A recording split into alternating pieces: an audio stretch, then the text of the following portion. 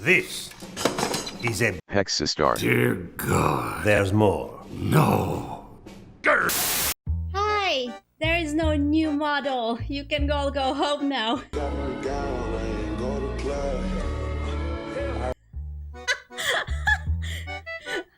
I'm just kidding. I'm just kidding. I'm sorry. I will show the new model. Don't worry. Don't worry. Everything will be explained. Don't worry. I just wanted to say hi before I actually start. This is the last time you'll see this model, so appreciate it while you can. Appreciate this model because it's gonna disappear and it's never coming back. Alright.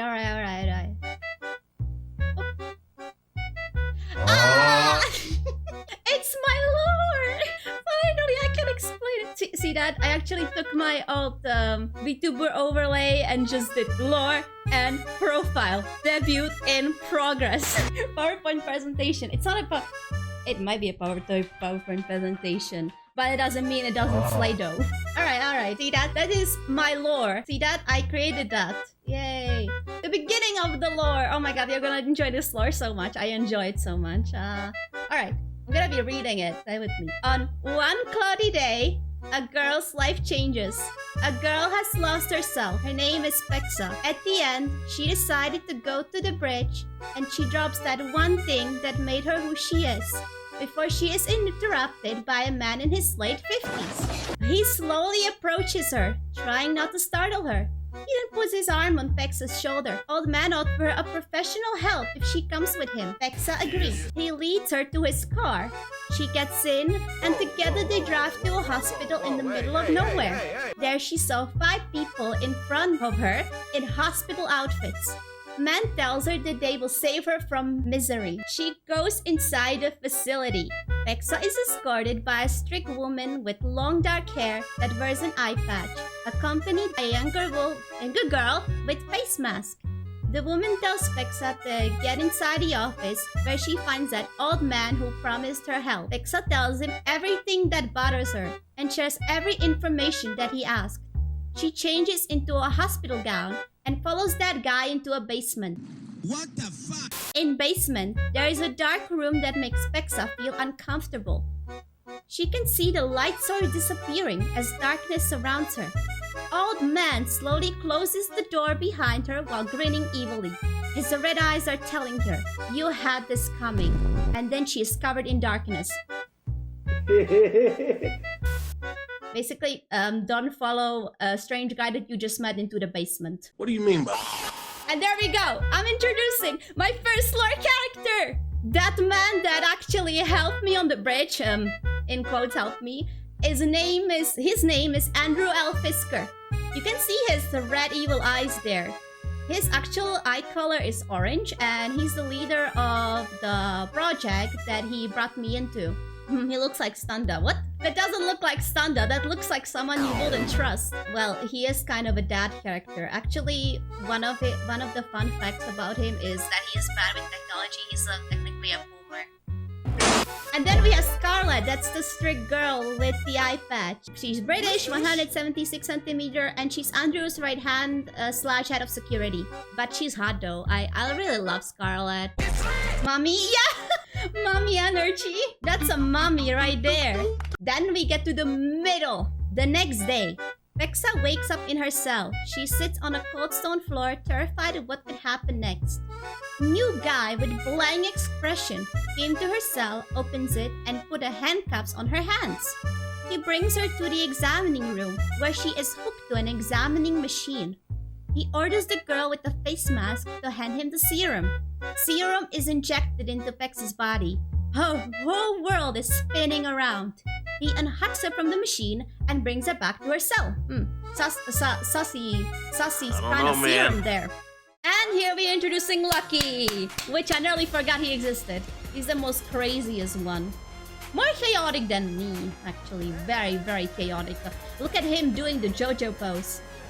Like not caring, just doing the JoJo pose. He looks nice. Yeah, he does. Okay, now we got to Andrew's point of view. Andrew shows Pexxa the military, praising her as his finest experiment. Military agrees on taking her in and use her as their new weapon. Fun fact, Andrew was a general at American military base, but then he was assigned to this project. So Lucky, with his innocent thinking, realized the point of this cruel experiment. Him, who is always lucky with everything, wished for one thing: facility to be struck by a meteor as a joke. That night, a meteor appeared on the sky and destroyed the whole facility. Everyone immediately dies, except for Andrew and Pexxastar, who are now slowly dying. Lucky is one exception that got out in time. When you wish upon a star.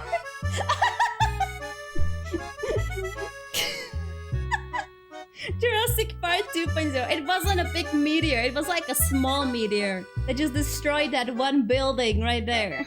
Now we get to my point of view. Pexxastar, now among the rubble, watches Andrew die in front of her as he grins and tells her, "I did it. My findings experiment. You will be great." She passes out and is awakened in her consciousness. As she cries, a blue light surrounds her and tells her, "I can fix you." She accepted its quote-unquote hand from this entity and awakens in real world, all fine, with a few bruises, completely escaping death. Pexxastar, who was a redhead before, the change, has now blue gradient hair and owl brows. She slowly gets out of there and meets Lucky, who can't believe that he survived. But as he celebrates, he chokes on a leaf and dies. Huh? That wasn't so lucky. Before I go to the aftermath of the lore, it's time, boys. It's what you've been waiting for. So feast your eyes on this screen while I prepare the model. Are you ready? You can see my shoe a little bit here. My body is ready. Oh, here we go. I'm not floating anymore. Look at that. It's the shoes. Yeah, finally I can step on you. Look at that. I can step on you. Wait. Like this. Feet. Yeah, it's feet. It's my feet. Ooh.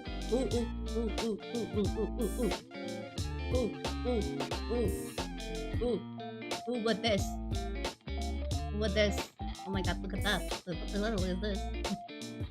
Oh my god, more of my shoes. Ooh, look at that. Ooh, it's kind of like feather. Oh, it's the hem of my dress. Look at my socks. My socks are so great. You can see actually the stars in here. Yeah. What this? What this? It's the hands. The hands.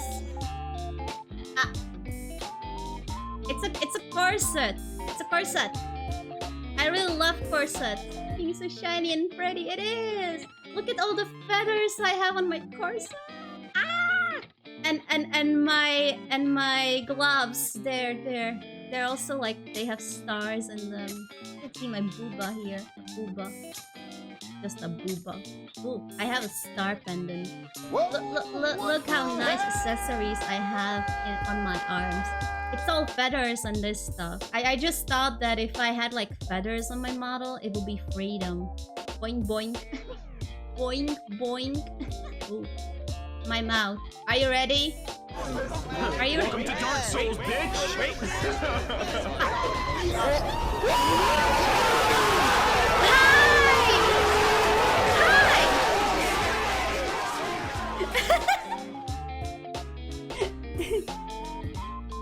Hello! It's me! Hello! Alright, so it's my original form. So this is every time Machi isn't in my body. Basically when he goes bye-bye. That's how I look like. Cute. Yeah, that's how I look like every time Machi leaves my body. I even have a bell, a cat bell. I basically become a kitty. I'm a kitty cat. Meow. Oh, you know what's also cool? Well, this is how I look like when I murdered those guards at that facility. It's a jam. Don't worry, it doesn't hurt. It won't hurt. I won't hurt you. Why would those eyes ever lie? What do we got next? I'm gonna bow back to being an owl kitty. What do we got next? I'm sad. I'm sad that not many people came to my debut. Why didn't you? Why the other people don't come to my debut? Look how many followers I got and not many people that come.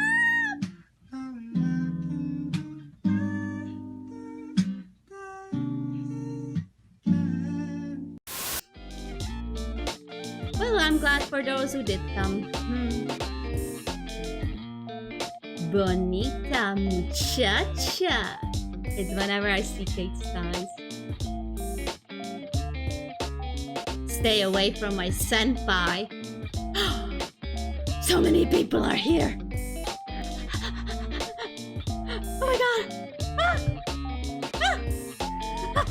Now this is my face whenever I see a horse. It's a horse! For me! Finally! Horse! Now, you low human being. Disgusting. Why would you say that? Well, now this one is very special, this toggle. This is whenever Machi is in control. Might be a little bit creepy, but it isn't. It's just Machi's eyes. It is what it is. Creepy fest. Yeah. You know what's even more creepy? This and this. Evil Pex. I'm so freaking evil. The nightmare fuel. Yeah. Evil. And now we're introducing that owl thing that was there. This is Machi. Oh my god! Yeah, so he's basically made of stardust. Basically made of what Star is made of. I don't know if Star is made of stardust. Everything that Star is made of, he's actually a star creature. And that meteor, it was him. Basically, it was him who just murdered everyone in the facility. And then the way to save me was to merge with me. Basically, he saved my life. So now I'm alive thanks to him. So this is the aftermath. That day, it was announced that the accident had no survivors. Pexxastar escaped and went missing. The entity she merged with is a star creature named Machitehu. It's Machi for short. When Machitehu first spoke to Pexxastar, she didn't understand him properly due to her being weak mentally that day, and kept addressing me as Machi. He accepted that nickname. Machi has been living in Pexxastar's mind for 7 years as a fusion. He takes the form of an owl that is barely visible when inside her body, changing Pexxastar's appearance back to how she looked before the merge. So here's the final words. Thank you all for coming to my debut and listening to my lore. Every character was created with love, and I don't hate a single one of them, even Andrew. Yep, because he's the character I created for this. If you want, you can read our backstories that will be out one day to understand the life before Project Hamani happened. And here's a special thank you. Special thank you to Marley for helping me with the lore script and for creating Violet, Scarlet, and Lucky. So he created Violet, Scarlet, and Lucky for the lore because I wanted characters for the lore. And thank you everyone for listening to my lore. Whee! Yay!